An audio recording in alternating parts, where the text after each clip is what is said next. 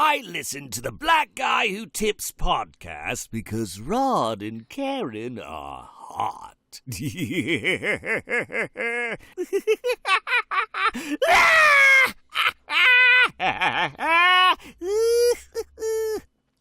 Thanks, Mr. J. Hey, welcome to another episode of the Blackout Tips podcast. I'm your host, Rod, joined as always by my co-host, Karen. And we are live on a Saturday afternoon, ready to give you guys a little bit of podcasting, okay? Freshly off of getting my car tire repaired. It was nuts. It's like somebody with a very weak curse has tried to curse me. Like not like a very nice person that they don't like really hate me. They just like they don't like me, but they just like we just want to inconvenience. How do I make shit a little inconvenient every day? Just go get your tire changed. Go do that. Right. Go out to get dinner, and all of a sudden the whole dashboard lights up. Yeah. Fuck it. All right, we have feedback to get to. We only did 2 episodes last week because we were traveling. I forgot that because I was like, we only did 2 episodes, and I was like, oh yeah, we were traveling all day. We traveled Friday and Saturday, and then we did a Sunday feedback show, and then Tuesday we did a regular show, and then it was back to premium stuff. So we did a lot of work, but it is didn't get a lot of podcast out. Anyway, this is the show for you guys. You guys can get the feedback heard on our show by doing everything that's in the show notes, including our store currently has a sale. Yes, it does. Okay, I feel like you guys should take advantage of the sale. Coming up in a couple of weeks on the 2nd of September. You're going to be upset when everyone is rocking their merch and they are taking pictures in their stuff. Yeah, that's Black Guy Who Tips Day. They're going to have their mugs because it's not all clothes, but it's just going to have mugs and pillows and stuff and posters and all this stuff. And everyone's going to be tagging us and we're going to be tagging everyone. And you're going to be like, man, I wish I had remembered to get that. I didn't know they even had merch to sell. Well, it's in the show notes. It's in the link to the store. And once again, it's on sale. Like, I don't even know if we're making money off this sale, but we just want y'all to be out there, representing. So get your gear. But yeah, this is for people that left voicemails, emails, comments on our website, comments on YouTube, voting in the polls. All this feedback is for you. And there's also people that took the time out to just give us money. They said, what's up? I heard you need some money. Let me just donate to y'all. And you know what? We give those peoples a shout out. We do.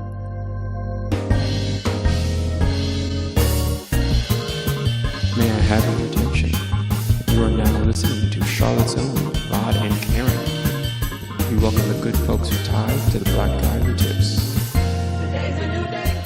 New hey hoes, new queso. Noel W. Hoes like quesos. Bomani Jones.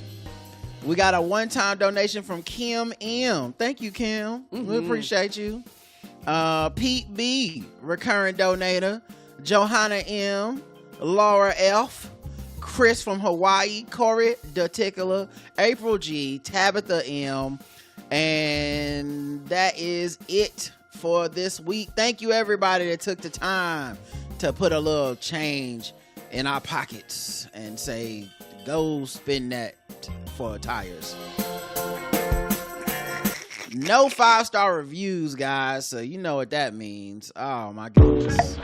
Ladies and gentlemen, please remain seated. This is just a commercial break. Relax, sit back, enjoy. This is just a commercial break. Now get to the break.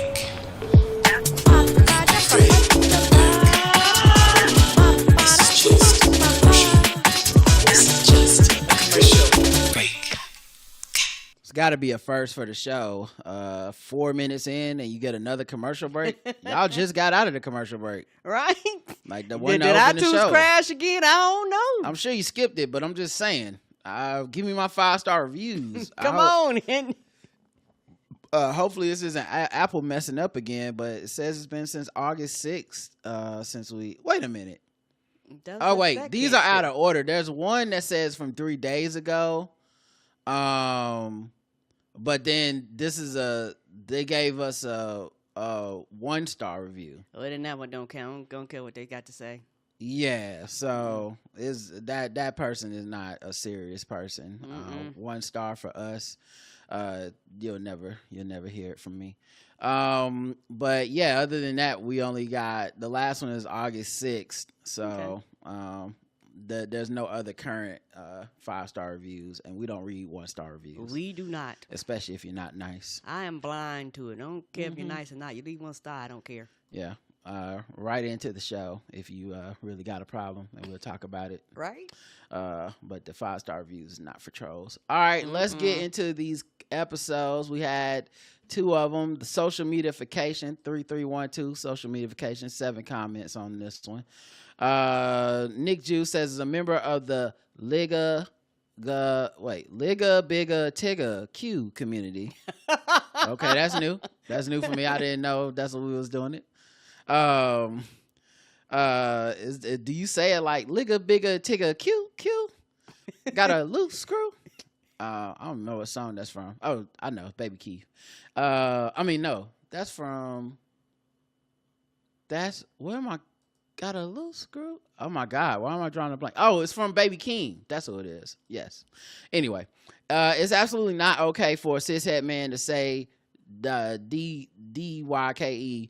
Many lesbians don't even like it from gay men. Right? Your instincts are spot on. Love y'all. Yeah, we can nip the whole debate in the bud. I'm not saying it, so we can just. I don't even want to turn this into like a proxy war where some people is like, but you can say it. I'm a lesbian. I said it's okay, and other people are like, don't. I just feel comfortable not saying it. I didn't grow up with it as a term of inclusiveness or me endearment. either. It was always used in a negative manner. Yeah, and maybe it's been reclaimed. Maybe younger generations have less of an issue, but I don't know. It feels like I would be overly familiar in that way. And plus, I mean, stud is acceptable and seems to be like a fun, nice one that people don't mind, and it's not necessarily being used derogatorily. So I'm just gonna stick with stud. You know, they got the Stud Buds podcast, you know, stuff like that. So I just try to be careful if I'm playing in a lane where I'm not really, I don't know all the ins and outs. Newsy says, hello, crawlers. For those who don't know, I'm a black gay man working as an apprentice carpenter in Pittsburgh. I've been doing this for over 2 years now, and for the most part, I get along with everyone. The last time Trump got elected, I just had to walk out of the room for certain conversations. Maybe that's the worst of it. Oftentimes, I'm partnered with a journeyman who ranges in age between 25 to 60, all white except for one black man, and I would say that a little more than half at some point, when it's just me and them, they ask me my opinion about the big T issue, as some refer to it.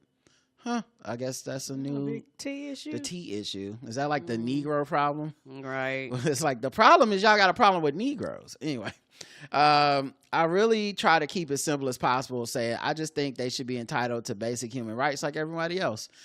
People don't usually push back, although some just say that it grosses them out. In my head, I'm always thinking, show me your unfiltered Pornhub search.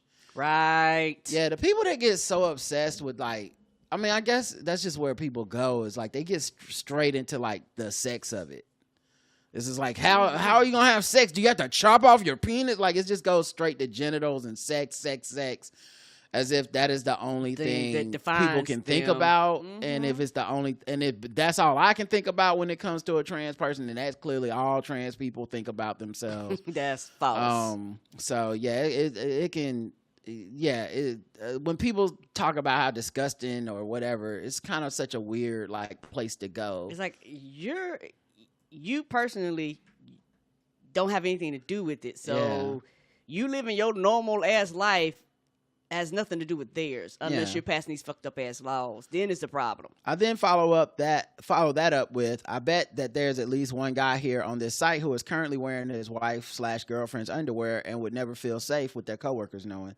Right. Not that it's something a coworker should want to know, but it's construction. It's all locker room talk all day. Also, I know this because I'm currently hooking up with someone who does just that. Maybe that last part was just a brag. A brag that you're hooking up with the guy that wears his wife's underwear at the job. I mean, I guess that's a brag in some circles. I mean, others may be like, so this man cheating on his wife at work with this dude That brain while going- wearing her drawers? Their brain goes somewhere completely different. That's got to be a head trip if she ever finds that out. It's like, you wore my underwear to cheat on me with a dude. Okay, that's a lot. That's a lot of coming at me at once. Anyways, I'm trying not to be a woke scold unless it calls for it. Yeah, that's definitely a pick your spots thing. I think we all do it. I only share stuff like that on the show because I think it's relatable to people, Right. not because, trying to be a jerk about it. Sean says, in regard to the character cards, in my comments last week, I was really trying to get a feel to burn in when talking about maybe something like feeling aggrieved from both sides for pointing out his incompetence. Now he just wants both sides to feel the burn. I was still workshopping it, but I think that it could work. I haven't been a professional comedian on over a decade, so I'll leave it to the professional comedy writer to punch that up and make it work or throw it out. It's your show. Sean also says, and I was thinking doctors, airline pilots, professors, basically everyone with highly complex jobs with a lot of minutia tend to use some sort of a checklist to help things run more smoothly. Seeing as being a host, producer, tech guy, and a comedic straight man, I don't think you need to put too much mental energy into working to being a heterosexual straight man, but I don't know your life. That you may want to use a checklist to help reduce your mental burden during shows. I don't know, just an idea. That's just another thing I would have to keep up with. Like, for y'all, it might be easy, but now I'm like, what I do with the checklist? What document is that? Honestly, it's fine. I think I like that our show can morph into anything. I like that it's jazz. I like that it's not restricted into check boxes and, sometimes that means certain segments slip out of the show rotation for a little while, but I have it all saved here. Yes. And technically, I kind of have it organized in my my different stuff on my computer. So it's just not. I think the thing about doing this show is learning to let go of control.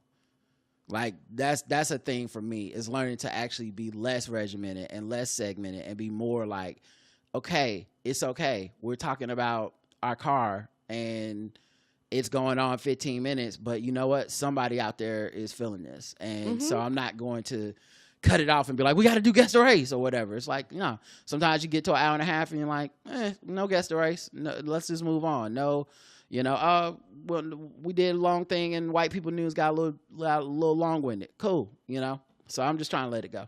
Yeah, and also when you're doing a solo show, that's different. But when you're bouncing off of somebody else, and as much as people think we agree and we're the one person, we're not. So I overhear my own thoughts or opinions, throw wrenches.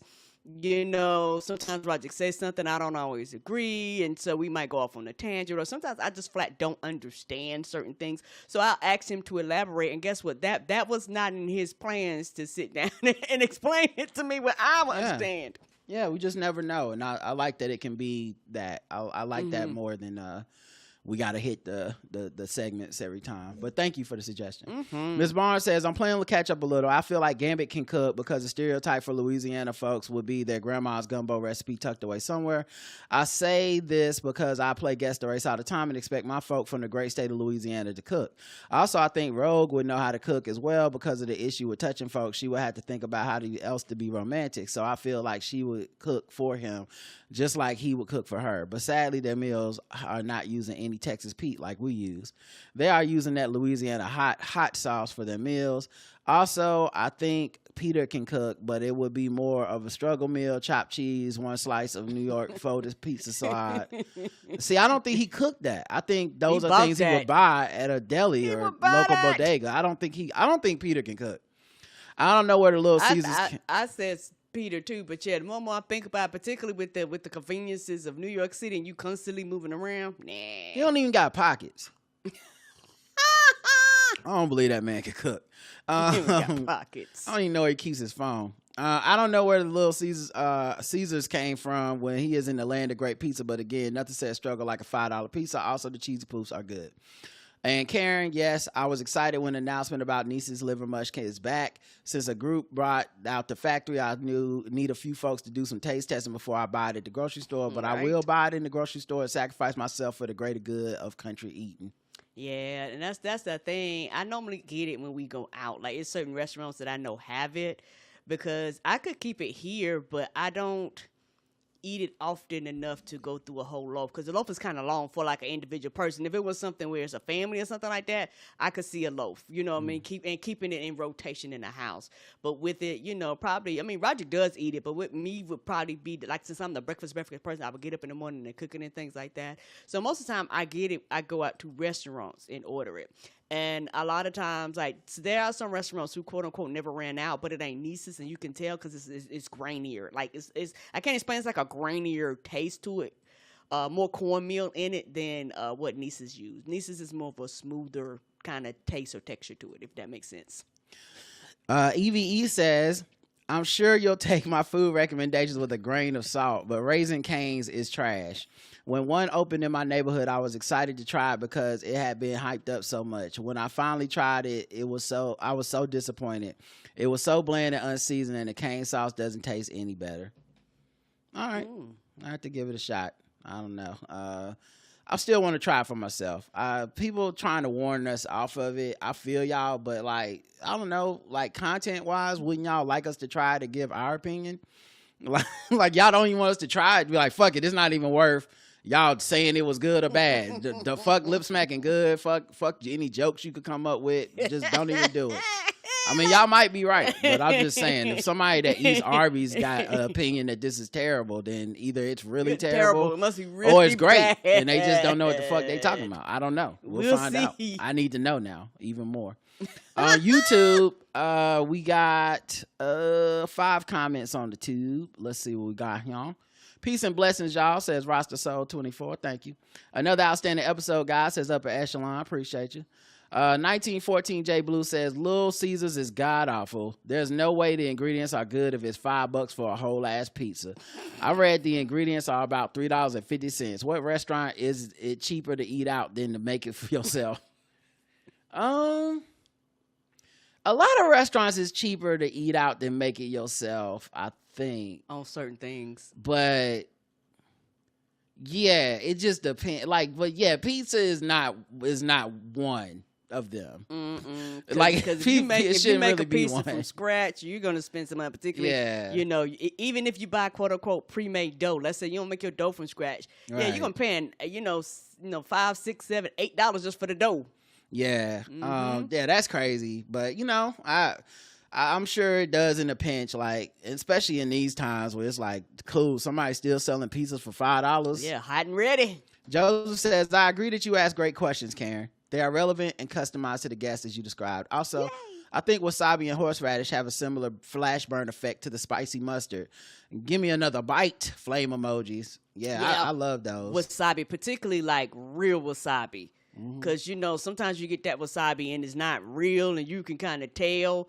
Because wasabi is normally green, right? And sometimes they give you some stuff that's pink. And I'm like, what is this pink shit? A lot of the stuff isn't wasabi anymore anyway, even when it's green now.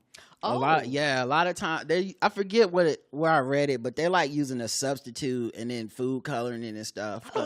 I don't know why wasabi. I don't know if we're running out of wasabi or just the restaurant. It's kind of like a lot of the fish we eat is not fit. Like, it's like, oh, this is calamari. And it's like, this is actually not calamari. Like, this is just something on the bottom of the ocean that tastes very similar and delicious. Also, Rod, to your point about getting caught up in the language instead of focusing on the heart, I feel like that is one of the big issues with how many people practice religion. If you really look at the religious text and try to understand the message that they convey, it's mostly the same story and same advice across them all. Be kind and take care of whatever is in your possession. People get caught up arguing over who said the message instead of realizing it's the same message. Lastly, thank you both for coming to us on a Sunday, fresh out of deserting us to go have big fun in Atlanta. Not big fun. We did have good fun though. I had a great time. And yeah, thank you for the comments there. We also got 3 comments on Patreon for this episode. Devon says, you didn't have to explain, but you did, and that matters so much. Thank you again. Cheers to your continued success. Also, please, God, do not reduce to once a week. Or I'll become violent towards others. Now, we plan on coming all the way back to the full schedule. The only thing that's difficult for our full schedule right now is that Justin's free day is Wednesday. Always. Yeah. Pretty much almost always. And so that day is almost always going to be reserved for our behind the paywall sports show and stuff. But I plan on us getting back to, at least Saturday, Sunday, Monday, Tuesday. And then we'll see where it goes from there. That's the goal anyway. Things do change and shit happens all the time. Nadine says, poor EVE, catching so many strays for her abysmal taste in food. We all have our guilty pleasures. Well, hers is not even a guilty pleasure. She don't feel guilty at all. This is her pleasure. She like, this is my shit and ain't nothing y'all can do about it. Maybe she lost her taste sense from COVID. That's true. You never know someone's struggle. Lots of love and unapologetic Taco Bell enthusiast. I do like me some Taco Bell sometimes. That's true. Sometimes I do, yes. I just don't try to lie to y'all. That's all. I just don't understand. Why the lie? Why not just be like, yeah, I know it's some bullshit, but I like it. Anyway, OJ Johnson says, what's up, Karen and Rod? Just trying to represent for the Spotify listeners. And Raising Cane's is pretty good, especially late night. Give it a try. You won't be disappointed. See what I'm saying? I got to try it. I got to try it. We got to try it for ourselves. I don't know. I do not know. I can't trust y'all. And the poll is, have you cut the cord for traditional cable? 72% of our audience has. 28% has not. We have not in this house yet. No, we have not. But, man, that number is damning. And the price for this shit is so high. It's like, man, maybe I should, Yeah. And also, it's one of those things where, the truth be told, yeah, you cut the cord. And then when you go to YouTube, TV, all these places, you're still paying the same price for fucking cable. So, particularly if you start getting, like, all the stuff that they offer, I'm like, I'm still paying for cable. Yeah, I know. It's frustrating. There's kind of no way around it for a lot of people. But Right. I don't know. I'm kind of interested in it. The problem for us, I think, is that our internet cut provider is already shaky. And I wonder if we switched completely to just, you're our internet provider, and we're relying on, like, we want to be able to stream while also, like, streaming on another TV and downloading the game over here. If it start I wonder acting if a it would just be fool. like, hell no, you can't do all that shit at once. What you trying to do, a live podcast and watch some TV? Right. Because right now it be acting weird like that. Like we can watch TV and stuff fine, but if we were to, if Karen was to go stream Crunchyroll and I was to try to do like a Zoom, recording. it would be messed up. It would drag like. And we have the highest level of the internet stuff. So I don't know. I'm a little worried about depending on it solely, but I appreciate y'all being brave and letting me know. All right, we got to take another break, guys. We'll be right back after these words.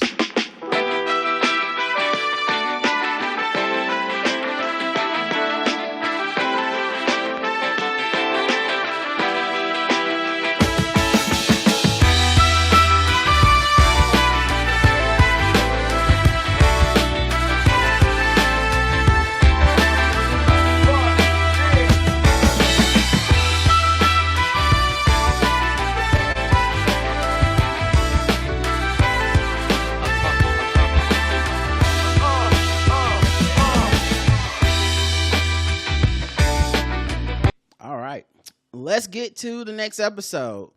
Episode 3313, The Pizza Pandemic. We had 4 comments. Sean says, I think that another difference between Pizza Hut and other lower price establishments back then and now is that the price for going to a real restaurant is now essentially the same as going to a cheap family restaurant. Thanks, venture capital. The price for a burger and fries at Mickey D's is now about 90% of the price for a burger and fries at a place that will make you a real hamburger with a nice bun and flavored fresh cut fries. Like, and I really do think, because what happens with McDonald's, they got rid of their dollar menus and shit, or either, $2 plus whatever. having everybody pay premium price. Okay, but now if I'm a family, of 4, I could used to drag me and my kids there and all us could eat for $15 to $20. Now if all us walk in there and all us eating in this $50 or $60, shit, I might as well go on over here to the Chili's. It's offering me the 2 for $20 or whatever, and the kids eat free. And so it's like, so you have people who had like a little bit more income to just stop going to McDonald's because it was like, you were supposed to be the cheap option. If you're no longer the cheap option and somebody else is telling me, hey, 2 burgers, 2 fries, a dessert, and 2 drinks is, $35 type of shit. And so then you have poorer people or people that were like on using ETB cards and shit, you price them at the market. If the state will allow them to use it. Yes, that's right. If the state allows them to use it, and some states said no, so now you're losing all that government money, and then you are literally pricing people out. And a lot of people are just opting to just like they say, you get McDonald's money, and they ride past that bitch because they were like, that shit too high. Yeah, nobody got it now. Let's see. I said that part. Oh yeah. When it was 25%, the Mickey D's was an option, but now it just isn't. For pizza, I can get good pizza with real cheese or only Pizza Hut Abomination. Is there a choice? Let's see. Marissa says a pan pizza demic, if you will. Yeah, I toyed around with the title and arrived to Pizza Pandemic just because I couldn't. Like the other one felt like a stretch, but I thought about it. EV says whether people agree if Stephen A is a coon or not. That was pretty wild of him to go whine about that thumbs down award to Sean Hannity of all people.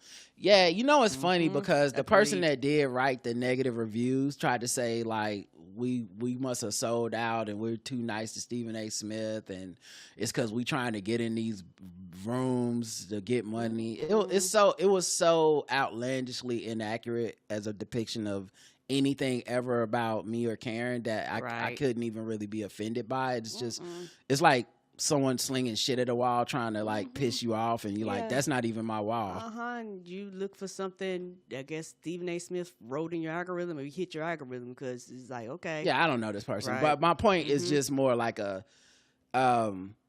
we on this show pretty much always strive to be fair. And be accurate and not get caught up in the wave of social media, whatever. Yeah, don't always work, but I try my best. I think the conversation we had about Stephen A. Smith is more profound, nuanced, and honest than just piling on him and calling him a coon. Right. Which people I want to do. We made jokes about all kinds of cooning shit he's done. But it's not as good of a conversation. That's why our podcast, I think, is better at these things than most of these shows that just chase the algorithm or seek to say things that are bombastic, but they can't really back up. And so I'm comfortable with every word we said. And just in case, it's interesting because as far as I know, the one time Stephen A. Smith even has heard me, he don't like me. So I don't like.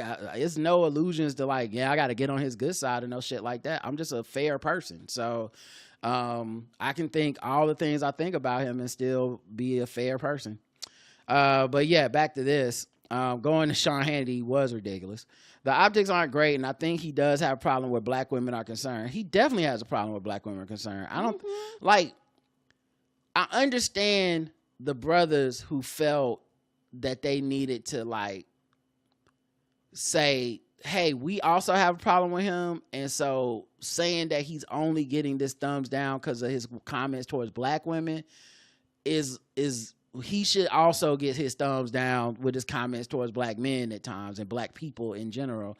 And I think that's a fair critique. Like I don't think he's particularly kind to anyone other than Stephen A. And when it comes to blackness, he'll slam down certain people, and you're like, that's, I forget who there was some kid that was like murdered or something, and he gave like, basically a pound cake speech last year. Like, I don't know, he's done more than enough to earn people's ire. But yeah, she says, I find it so funny that he didn't say a thing about Dump calling him stupid. I think he challenged him to a debate.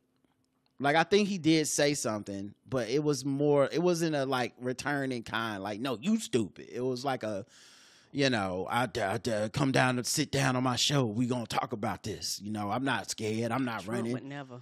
Yeah. So it's, you know, but he wants that the optics and that limelight of having Trump on his show. I find it so funny that he didn't say a thing about don't call him stupid, but this is what gets him riled up. He may not be a full blown coon like Jason Whitlock, but he's definitely a tap dancer. Yeah, he be doing his thing, dog, with the tapping. I just don't, like I said, I find him fascinating in that he is interesting to me that he doesn't go full Whitlock. No, he does not. Like, why not? Like, I Why mean, not?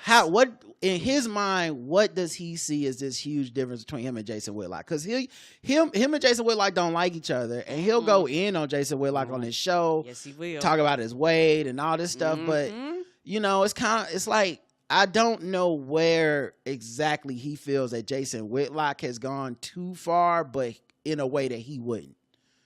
Because I feel like sometimes he goes too far, and I'm like, I don't know, Jason. If you told me, you showed me that quote and said that was a Jason Whitlock quote, I might have said, yeah, that sounds like Jason Whitlock to me. Agreed. So I don't know why he, you know, I don't know what he thinks is this huge difference between him and those guys. But Hustle No Flow says egg on a burger is so good. First tried it in Brazil, but here it is often on a kitchen sink burger that has bacon and everything. Give it a shot. We've had egg on a burger before. I don't even. How did that come up? We must have said something about Yeah. it. I like a good egg on a burger. Yeah, we've had egg on a burger a few times. And Pizza Hut in the 80s, early 2000s was so good. Buttery crust, personal pan, or breadsticks, and the buffet. What a time to be alive. Even CC's lower quality, but great for a family night. What a time. I remember meeting up with other families and eating there. Dessert pizza. We used to be a proper country. Yeah, me and Roger was in school for I think it was like $5 or maybe $6.20 once you add tax, something like that. It was like $6.22. I used to know down to the penny. It was like $6.22. If I get $6.22, I can eat CC's. That's what me and Roger. That's got and us. they through don't really got college. no waiters, so you ain't got to leave no tip. It was perfect for college kids. You just had to get the $6.22. We would tear that bitch up. Don't let us get a whole 10. It was on and popping. We can even go get a McDonald's dessert. Right. Then let's check the comments on YouTube for this one. We got 4 comments. All right, let's see what y'all had to say. Ghost of Sue says, word, thanks for reminding me it's almost a Blackout Tips Day. That's what's up. Damien says, Stephen A. won that award hands down and well-deservedly.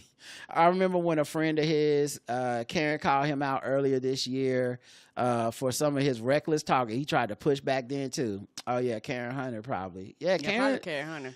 Karen tries to, you know, be fair and She does. not just stir shit up with him because, you know, I guess he considers them having like an amicable relationship. But like, I remember when he went on her podcast, man, and basically lied to her face about the whole idea of like, I'm not really messing with running for president. And then proceeded to go on every other platform and talk about how he was going to run for president. I'm like, so either you lied to her or you're lying to everybody else. But like, this is some unscrupulous behavior, man. I don't have to support this.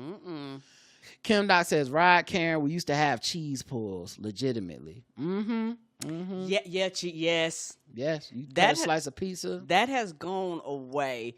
It's rare unless nowadays unless you ask for extra cheese, Right. You ain't getting no cheese pull. They probably don't even make the cheese the same. You know what? I bet you they don't. It's probably cheese product, TM.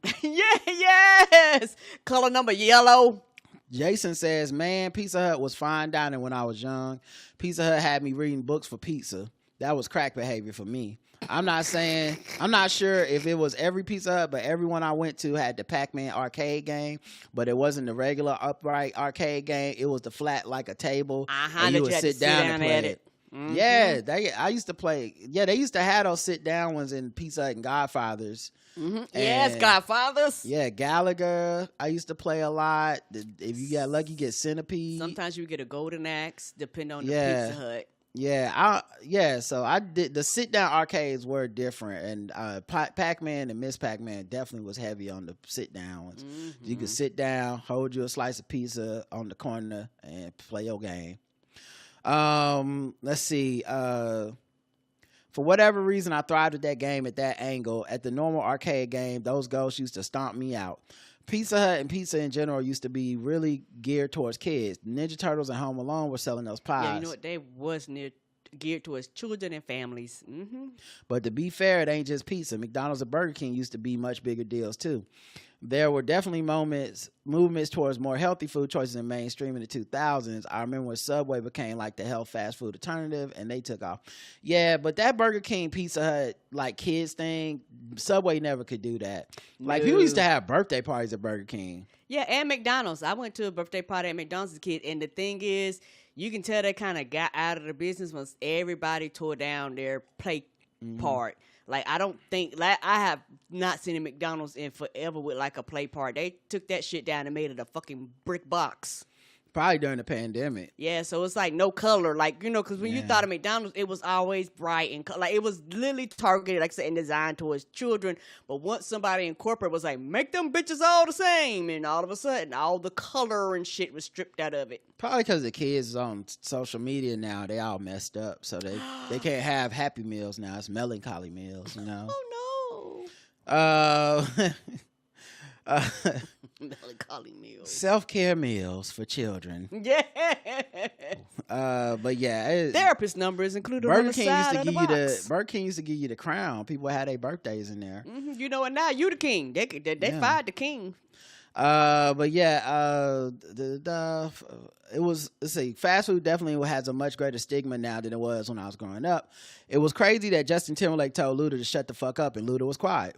But I heard that once Justin left, Luda was talking again. Like Friday. I had no idea who that Darius Cooks dude was until this story. So without any background, I just thought he was passionate about teaching. As someone who is usually team fuck them kids, I was glad someone out there was caring about the youth. But with his history, I guess it is fair to wonder if between classes he's working on the screenplay on Lean On Me Too, East Side Higher.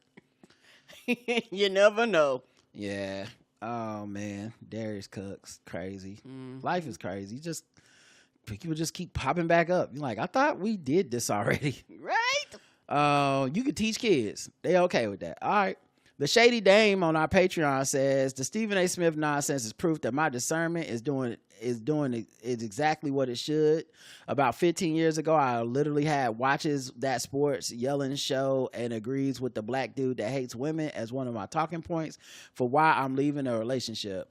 I saw back then when Smith was on ESPN yelling about sports. I knew he was misogynistic about black women back then simply because he didn't change his combative tone when he would speak to black women at all. He would sit there at over 6 feet tall, bellowing at black women. That didn't sit right in my spirit at all. Yeah, I think it's so interesting because obviously a guy like him would defend it by saying almost like how the Batman defense. When the Batman punches a woman, he's like, yeah, I'll punch her as hard as a man because it's not about gender. It's about stopping crime. Everybody get the same punch from me. I don't pull punches. You out here being a criminal, you could catch it. But I agree in that just common parlance in real life, there's different ways to talk to different folks. And he is good at that, by the way. Like, I know y'all don't watch the show, but he is good at being deferential to people when he wants to. It feels like a put on. When he wants like to. it feels like a choice. It never feels like 100% authentic. But he can choose, and he does it with black women now, especially after the WNBA dust up. But he does a lot of like Monica McNutt is on the show, and he's very nice and deferential to her. But the clips that go viral are the ones where he's yelling and shouting and being angry. And in his mind, I'm sure he defends it by, well, I was nice to her when she came on and talking about her dress. And I said her earrings was popping and so was the makeup and the hair. And I always say she's so cool and so funny and blah, blah, blah. But at the end of the day, his job is to give controversial, disrespectful, sometimes, argumentative conversations and opinions. So he don't care who's sitting across from him. The things we're mostly going to see, those of us who don't watch the show all the time, are going to be those clips of him yelling, and whoever's there, it's not going to be good. So, and he doesn't really seem to have any like, well, it's a black woman, so let me speak a little differently. It's like, no, she can catch it too. Because a man that can speak to black women like that loud at work, who knows what he thinks about us in filters. I wouldn't want to be in a relationship with someone who looks at him speaking about and to black women the way he does and agrees with him. I wasn't wrong. I was just early. I do love a good folk hot.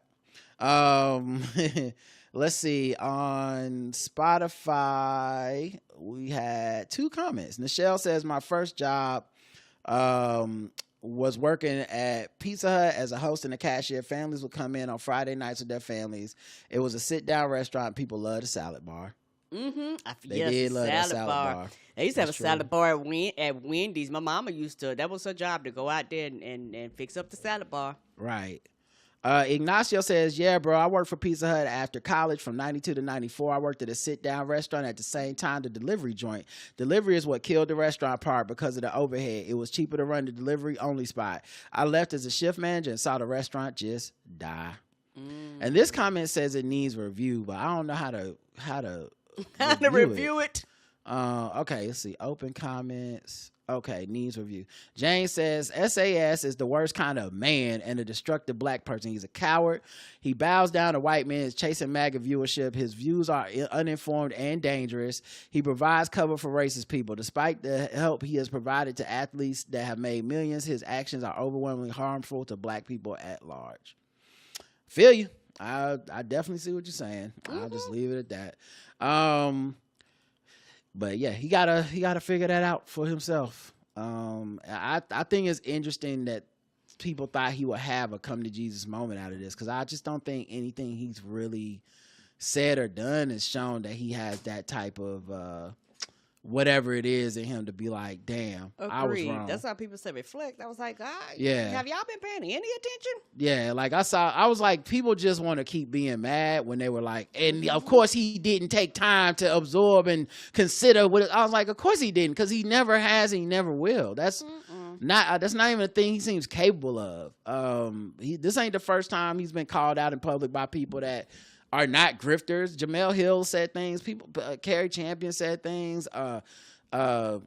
Roland Martin has said things. Like, he don't want to hear it, and I don't even know what you do with a guy like that other than just because everything feeds into it. Like the only reticence I have about giving him this sort of demarcation is that it feeds into what he does. But I mean, you know, he's gonna continue to do shit one way or the other, so it's fine. All right, we'll come back. We'll do voicemails and we'll do emails. Just give me 1 second here. How about? Oh, that's why, because I'm in the wrong folder. All right, let's go with this one.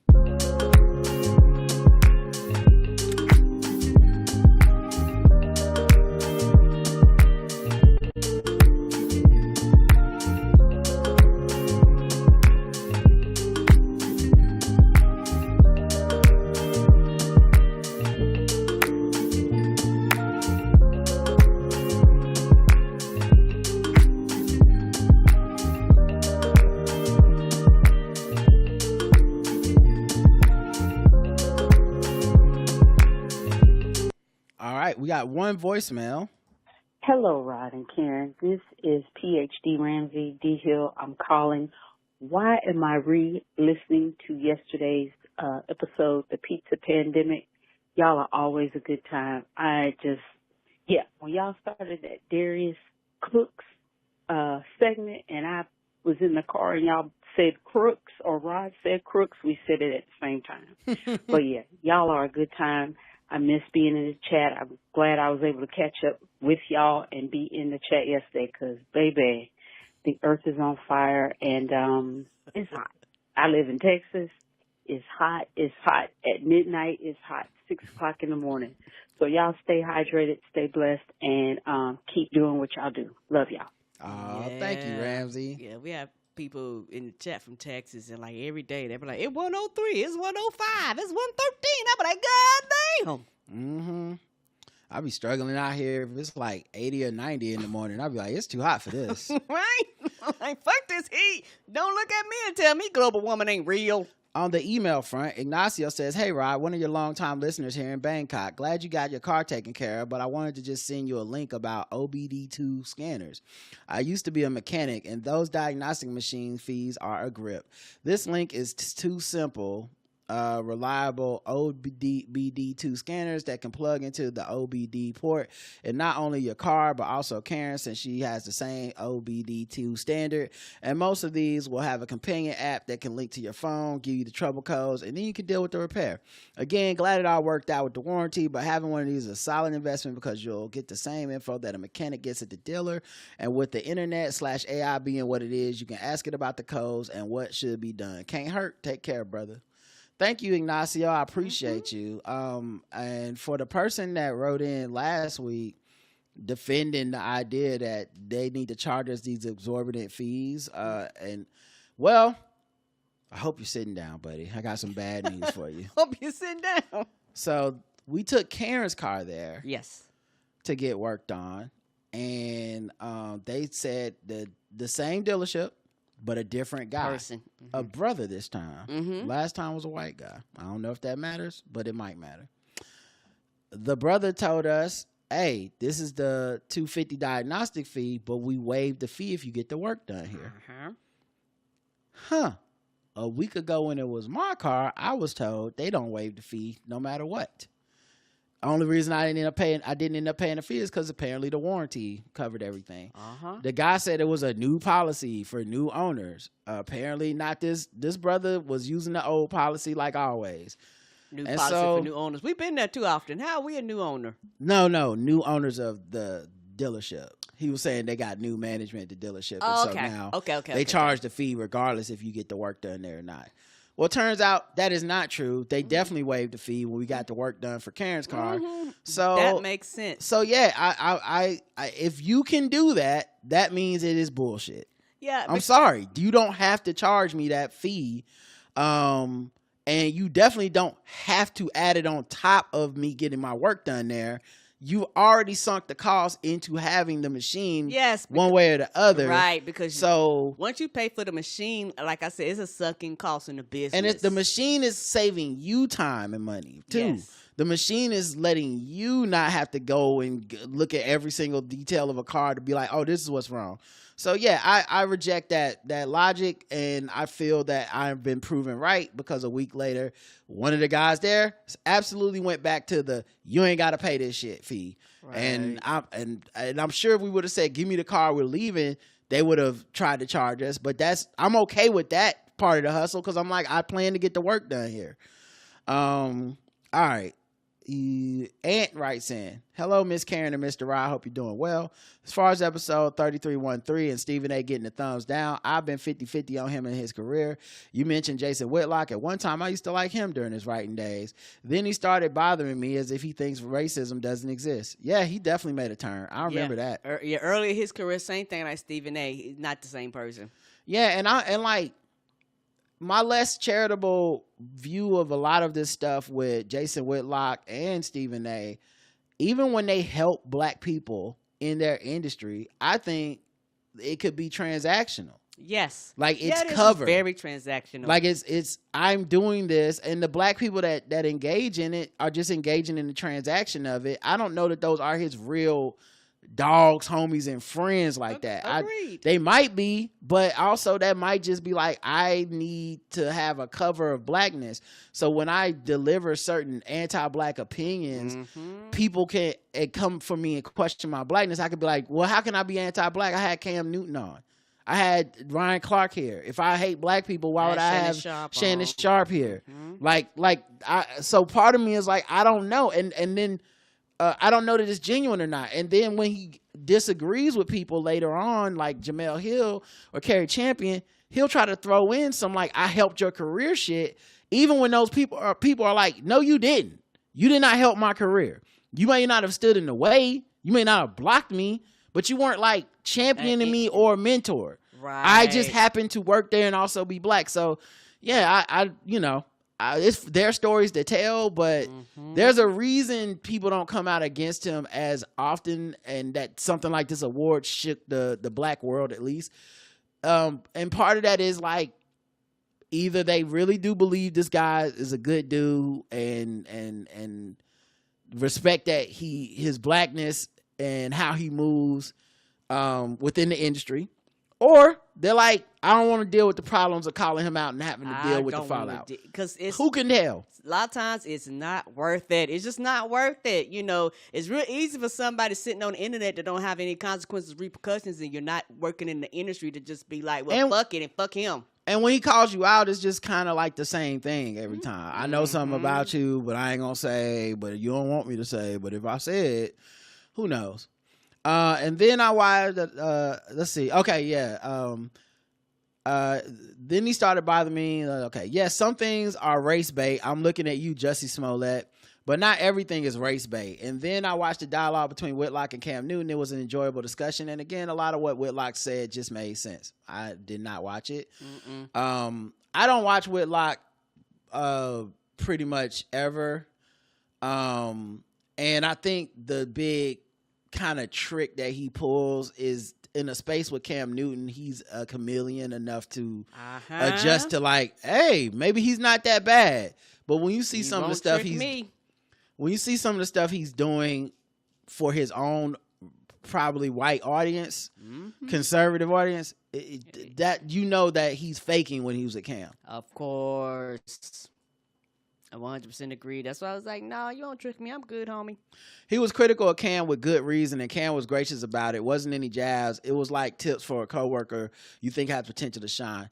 But also, Cam is 6'6", 250, and Cam is like, okay, you know, ain't nothing you can really do to me. I don't know that they were physically in the same place.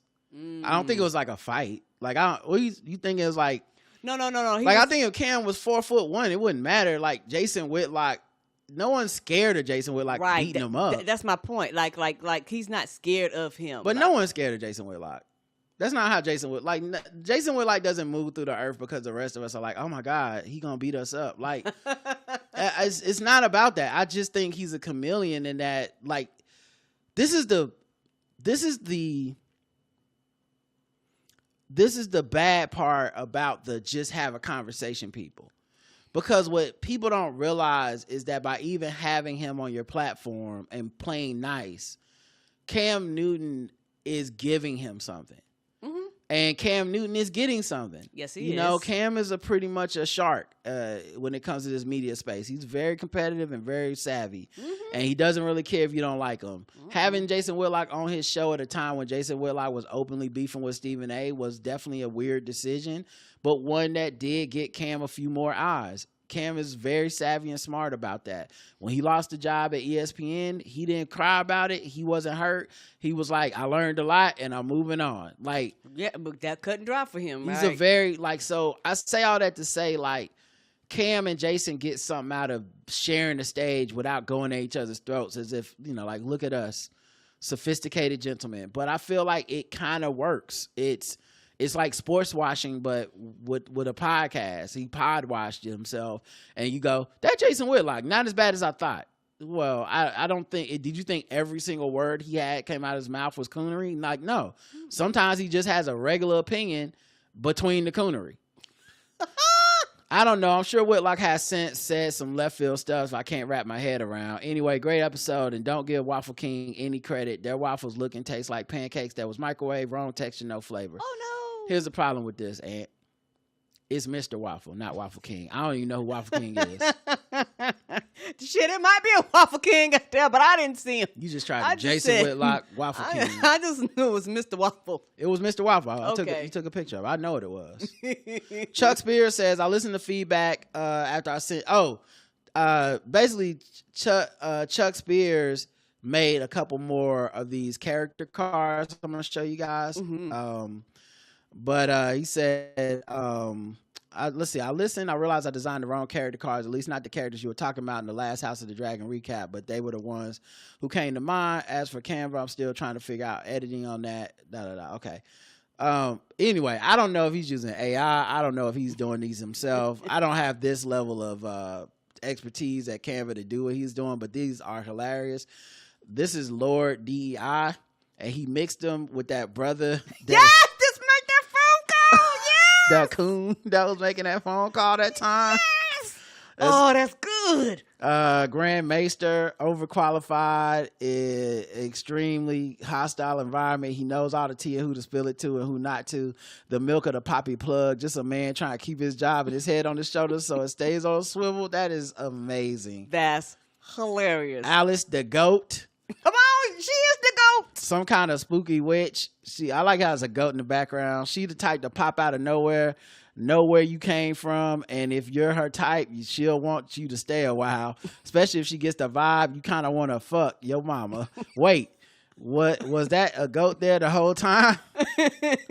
And of course off. But yeah, that's hilarious, man. That's fucking Those are great. hilarious. Vondell leaves the last message. It says, man, oh man, you and Karen had me going with this episode, and I don't think you even mentioned the salad bar Pizza Hut had.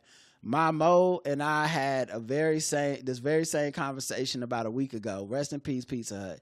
There's a Pizza Hut restaurant around the corner from my mom's house in Virginia Beach, but it's not a sit-down family-style eatery. Love this episode. Yeah, Thank you. Yeah, they started stripping a lot of them, and they basically started putting them like next to the gas stations and shit. And when they do that, you just know where to eat. So it's basically turned, like everybody said, them and Papa John's and Pizza Hut, even Domino's now. Most of the big chains, you can't sit and eat in them anymore. Most of them are designed to get in and get out. Yeah, and I enjoyed that conversation, even though it's just kind of a trip down memory lane and just, something to banter about. But I've been kind of experimenting with like ideas like that in the banter segment, and I'm glad that people had such a strong response to it. And it's ironic we got so many comments about Pizza Hut this week, but I'm glad we did, man. Me too. Oh, I forgot to do the poll. Have you ever had to pay for a utility or rent with buy now, pay later? 13% of our audience has, 86% have not. I can see that. And, and with the way everything's going, that number is about to rise. Like because the thing is, rent is a necessity. Like when these things first came out, it was almost luxury items. It wasn't the vision they were selling you. No. Now, I saw a commercial for one of these pay now, buy now, pay later things just today. And it was like a person sitting at a computer looking at bills, super stressed out. And it was like, you can get $250 to $500. And then they got the money and then they like looked relieved. And that's way different than when these things started. And it was like, go and get you them Jordans. Yeah, that's what it was. And like you said, it was for luxury. Go ahead and get you that dress. Back in the day, most of your toy places had it, particularly Toys R Us, because they looking at you like, we know you ain't got $1,500, but what you can do is put that $1,500 here and pay us until you pay it off. That, like you say, those things are luxury items. Your kids probably don't need none of that shit. I'm just keeping it real on the average. Everything was luxury. Now it's like necessity. Like, you need to eat, and then, $100 for groceries. We'll do 4 payments of $25. Yeah, it definitely ain't the same. What they told us. And like you say, for the fact that they showing the relief and things like that, that shows you that that's what most people are going to use that service for. They're trying to tell you, like, you're watching this, feeling stressed out about not having money and not being able to pay your bills that you need. So here we go. Here's $500 with 37% interest. Well, tomorrow we have a guest. JL Covan will be here. Looking forward to that. And we got a couple guests coming up in the next couple of weeks. I know we got Randolph and Andy stopping by, I think, next Sunday. Okay. And at noon, I believe. Okay. And then we got Mike Kaplan coming in, I think, September 1st. So we should have some guests coming up soon, guys. Thanks for listening. We'll be back. Until next time, I love you. I love you too. Mwah. Bye, everybody. Have a good rest of your evening. Peace. Peace.